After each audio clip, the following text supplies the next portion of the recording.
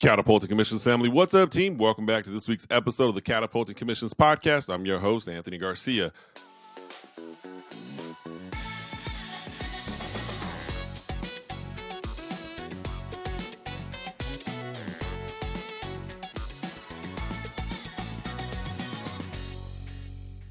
Whoa, can I tell you, we got the sales whisperer on the show today, Wes Schaefer. He's a pig-headed entrepreneur who rehabilitates salespeople and trains their managers. Don't we all need that?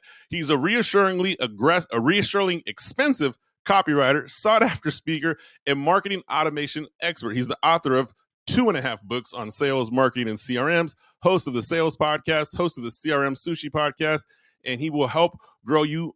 He will help you grow by mastering the overlooked truth in life that you can make any sale. Or rephrase that: the overlooked truth in life that to make any sale, you must make every sale. Wes, welcome to the Catapulting Commissions podcast. Thanks for having me. All right, brother. Let's just 2.5 books. Does that mean one's in production? Yeah. Congratulations, man. I know that's an exciting time. All right, so we'll have to come back when half book is done. But all right, you made a statement here, and you ended with, in order to make any sale, you must make every sale. Give me some background on that.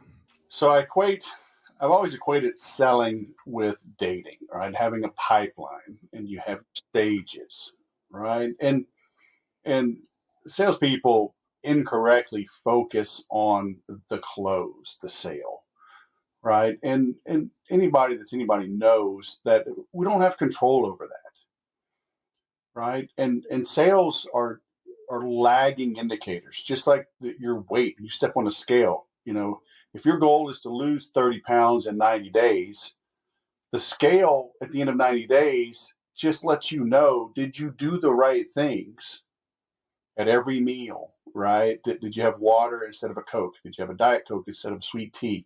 Did you have an apple instead of apple pie, right? For 90 days straight. So it's a lagging indicator. So all these little things, so people are looking at, I just got to close them. Well, what does it take to really close? It's like saying, well, I got to win the football game. What does that mean? We have to run the ball effectively. Just run it. We have to run it outside the tackles effectively. Oh, and do we pass? Oh, yeah, we need to pass. Short, medium, or long. What about defense? What about special teams? Right? So you start breaking it down. So to win any football game, right, you must master offense, defense, and special teams. So you start breaking it down. So to make any sale, you must make every sale. And like I tell people, I literally met my wife in San Bernardino at a country bar. And, the goal wasn't to go find a wife, but I did. So if we look at that as the sale, I had to show up to that country bar. Before I went, I had to shower. I had to get my clothes cleaned. I had to shave.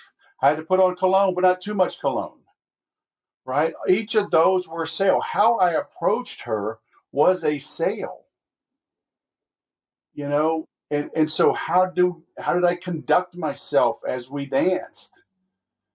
So each of those, when I asked for her number, that's a sale. How I called her, how I set up the first date, each of those were little sales. And so we overlook, we set these big lofty goals. You see people with vision boards and, ski resorts and private jets. And okay, that's fine. What are you going to do in the next 15 minutes to make that a reality? And that's where people struggle, right? And so then they never end up hitting those bigger goals because they don't take the little bitty actions that comprise our lives. Oh man, there's so much to peel back there. I always tell people when I was managing corporate sales teams, I would tell my sales reps, the best sale you make is your spouse. Like I used to joke, I'm like, if I'm going to interview somebody and hire them, I kind of want to also interview their spouse, because that tells me everything that you're not telling me. I can decipher from the relationships you choose to have.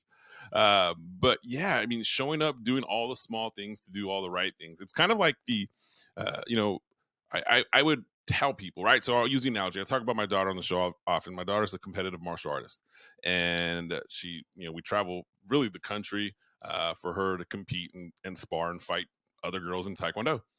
And I always tell her, I'm like, you can't just show up. Jiu-jitsu, baby. Get Oh, her there in you go. jiu-jitsu. Yeah, you can't just show up and be like, I'm gonna fight now.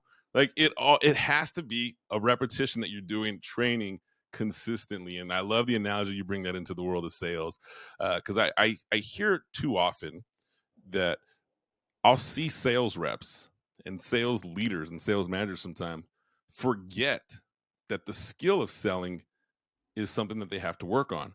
When you come in and you help train sales managers and you rehabilitate these sales people, what are some of the things that you come in right away and say, hey man, here's the blocking and tackling we want to fix, or here's the frameworks or the mindset shifts that we need to make? Because I say this, every salesperson should be learning, but it doesn't always take place. So most sales managers haven't had great sales training.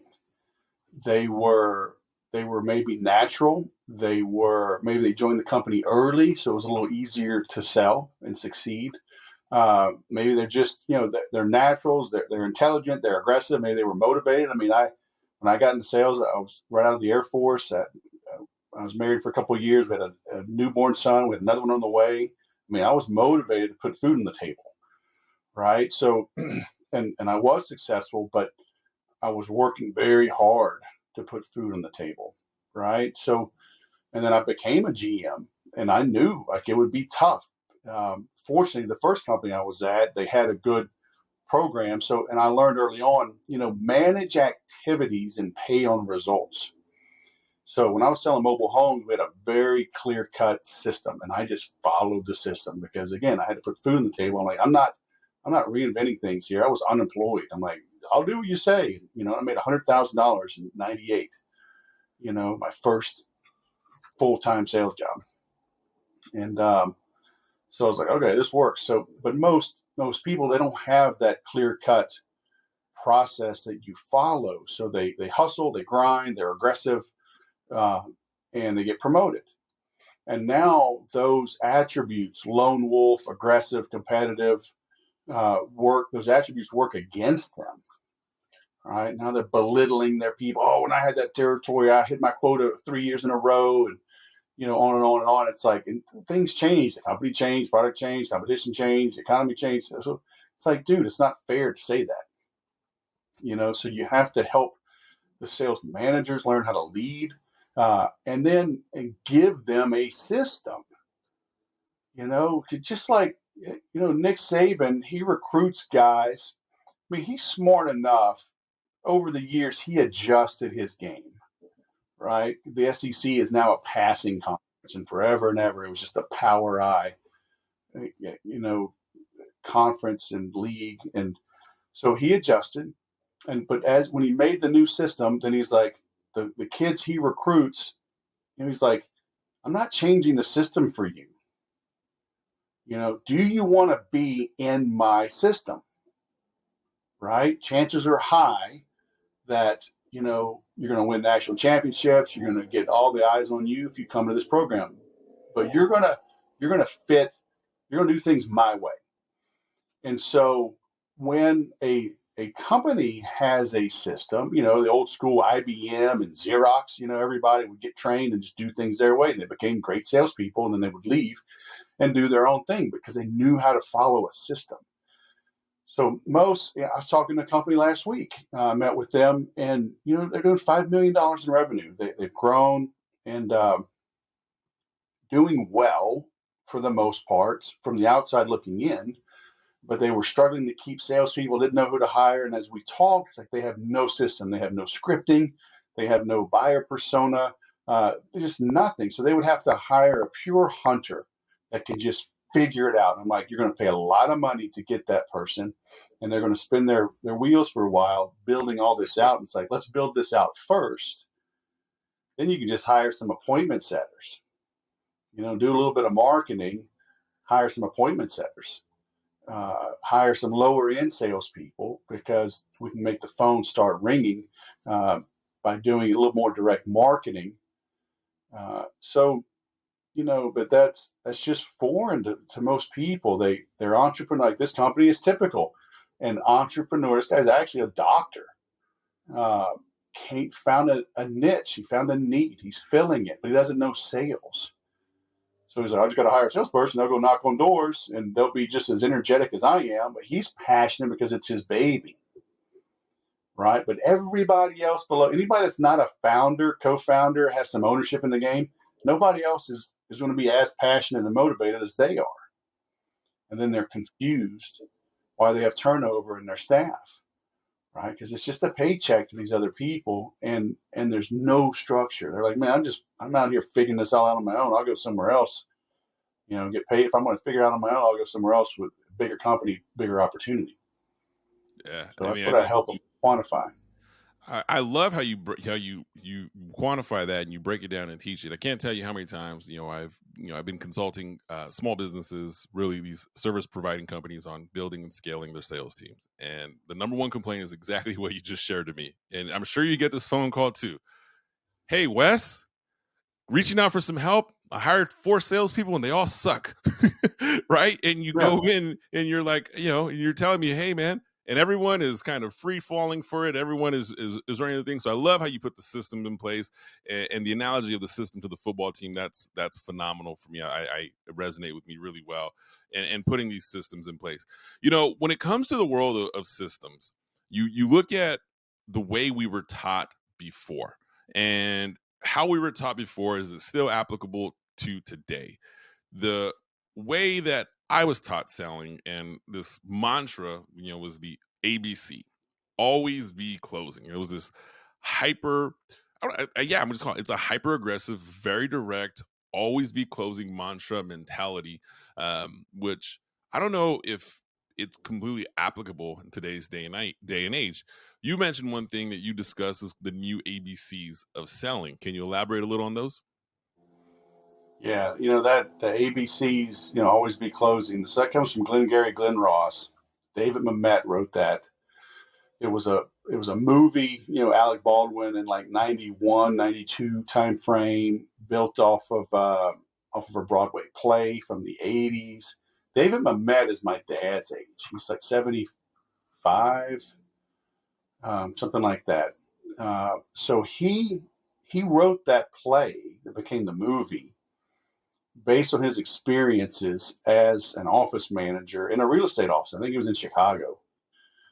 So his experiences in the 60s, right? So the salesmen with that attitude are literally older than our grandparents, right? So that's literally like an 80 or 100-year-old mantra. Always be closing, always be closing. And that was fine before the internet, right? And so, I came up with, the new ABCs. One of them is always be concise. Too many salespeople, that they have some issues. They have some personal issues. I mean, very few people like go to college and, their mommy's not holding them, nursing them at the breast and saying, hey, little Joey, I hope you grow up to become a great salesman. I mean, it doesn't happen, right? So now, sometimes, a lot of times, maybe they default into sales. And so they don't feel worthy. And most people feel like selling is dirty, it's pushy, it's manipulative, it's greedy. And it's none of those things when you're doing it right for the right reasons. And so they end up trying to assuage their own fears or um, give themselves their own counseling. Look how smart and helpful and supportive I am. So they ramble. They talk and talk and talk and talk and talk and talk and talk. And the prospect has to be educated. No, the prospect doesn't have to be educated. Not by you, not one-on-one, not in this meeting. You're talking too much because you want to prove how good and smart and worthy you are. No, always be concise. Answer the question, ask another question, right? Always be curious. If you're rambling on, you're not learning, right? Don't assume that you're talking to the decision maker. Don't assume that you're not. Don't assume that they have money. Don't assume that they don't have money. Don't assume that they can buy or that they can't buy. Always be curious. Keep asking more and more questions. Always be courteous. right? Please and thank you still are the magic words, even though I hate that little purple dinosaur.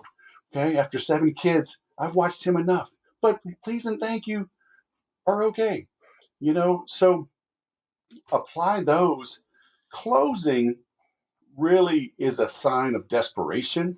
That's how it comes across. That's how the prospect will perceive it. If you try too early to close too hard, um, uh, alarms will go off in the minds of your prospects, and that's not good. So set that. It's a great movie, but set that attitude aside for now.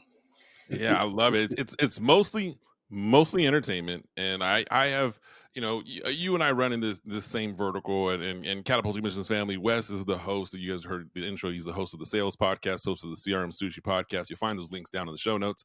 But you and I kind of run in some of these same verticals. We have podcasts where we're developing thought leaders in the sales space, and I have said out loud that if you go to a sales trainer or hire a sales trainer or have a sales manager that gets in your car, gets on a Zoom, is like always be closing and starts regurgitating this crap, look for a new job. Fire that person. Because Yeah. I'm with you, man. I think that it's such a disgusting turnoff now to the market we're in, right? You mentioned, 98 was your first year, you generated 100 grand making sales. If you acquired customers today the way you did in 98, it's probably no longer acceptable. I tell people all the time, the first time I started generating customers on my own was 2003. And if I did that today, I would be arrested. Like, it would be either stalking or like there's just certain things that are no longer acceptable, but at the time, that's how I learned. And that's how I cut my teeth and we adapt. So I love your approach on the conciseness. It's the rambling to me is always a sign of you're not confident in what you're selling. I want to switch directions here on you for a quick second, Wes. With your line of work, you help teams with their CRM, hence the CRM Sushi Podcast, right? And for those that are listening that don't know, when we reference the CRM, it's the customer relationship management system. There's a bazillion out there. Salesforce.com is probably the most well-known, but Keep and HubSpot and Pipedrive and Close.io, and you just can keep going on. There's so many of these CRMs. I'd love to hear your thoughts here, because some companies and some sales reps, I don't even say companies, some sales reps are, hey, I don't need my CRM. I better in my head. The CRM slows me down, right? The CRM is admin work. And then you have the organizations, the companies that are trying to implement a CRM for tracking, forecasting, and budgeting and all this other fun stuff. I just love to hear your thought on the state of CRM right now, 2023, and how should we view it and how should we be working with them? A lot of them are clunky. A lot of them they get in the way of salespeople, so I get it. They're not set up properly. People aren't trained on them well. There's too much emphasis placed on it, and it's unfortunate. I first started using databases. I mean, before they were CRMs, again in 1998, and our rule was if a prospect came on the lot, right, and we got their info, if we entered them into the database, and back then it was old client server, we just had a green screen terminal that connected back to headquarters. But if we plugged them into the database, then if they came back later and bought, even when we were gone, you could be on vacation, they came back later and bought, you got 50% of that commission because you teed them up, put them in the system. If you didn't register them, then you got nothing, right? And you could have worked and worked and worked. And then it happened. People would work on a deal. They'd be gone. Somebody else would come in. And prospects, even to this day, I mean, they're not very loyal. No. They'd act like they just came in and they're ready to buy something, So I learned early on how to use technology as my friend. As early as 2004, we started using Salesforce.com when I was in Austin at a startup. And same thing, my company switched to it. The boss said, use it. So I dove in, rather than complain, because, we were keeping spreadsheets and having to update each week. And I was like, okay, if you're saying if I put all my info in the CRM, then I don't have to do these spreadsheets every week. They go, that's right. And I remember, I'm still friends with my manager, but man, he and I had about a year we didn't talk. Um, and I mean, we butted heads. He was hopping my butt, wanting a report, wanting me to export this spreadsheet. And I'd already moved out here, and I'm like, why the hell do you make me update my CRM and then you want a spreadsheet? Are you saying your CRM is up to date? Yes, that's what I'm saying, because you said enter all the data. I'm like, I'm sorry if the other 10 or 11 salespeople don't listen to you. You said do it. I did it. And I'm not printing that stupid spreadsheet. I'm like, I'm not doing it, man. It was a waste of time, right? And I'm an efficiency freak. And salespeople, we get paid for our productivity, not printing out spreadsheets for the boss. So, I started figuring out how to use templates. Then I learned like some of the email limitations. I could send back then like 100, 200 emails a day. So I started creating my own templates. And then, as things evolved, I helped Dell deploy Salesforce.com in 2007 when I was on my own as a sales whisperer, spent 10 months with them. Then I found Infusionsoft back then. It's now Keep, and their partner program. And the nice thing with that, with Keep, what they were doing was automating the whole process. Salesforce.com figured that out later on. They bought ExactTarget, I think, in 2012, who had already bought Pardot. Pardot is an automating engine. Basically, it'll automate tasks. And ExactTarget was email. I always tell people that standalone CRMs are dead. Unless you're just some big, Ford, and you needed to plug into your ERP, for planning and production. Okay, but otherwise, the only reason to have a CRM is that's your storage room, right? That's the big, massive tool chest, 6 foot tall tool chest in the corner of the garage. You go get the tools that you need, and you put them on your tool belt. Then you walk out and go do the work that you need to do. So you've got to store that stuff somewhere, but you need the automation that's triggering at the right time.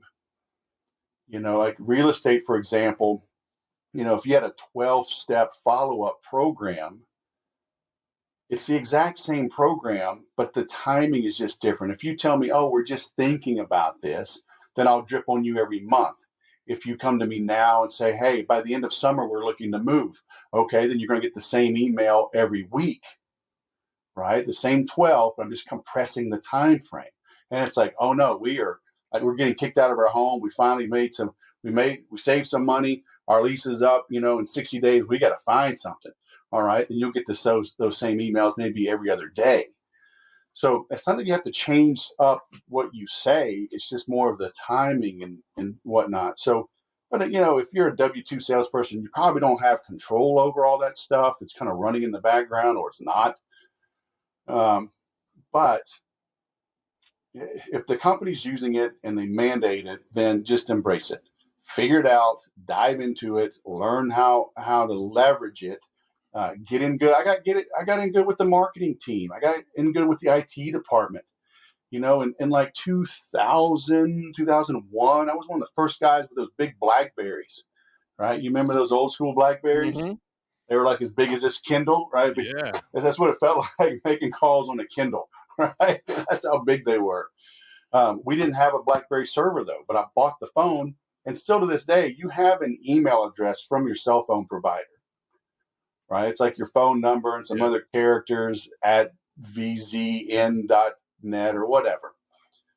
So I sweet talked my IT department to BCC all of my emails to my phone carrier. I think we had AT&T back then. I don't remember.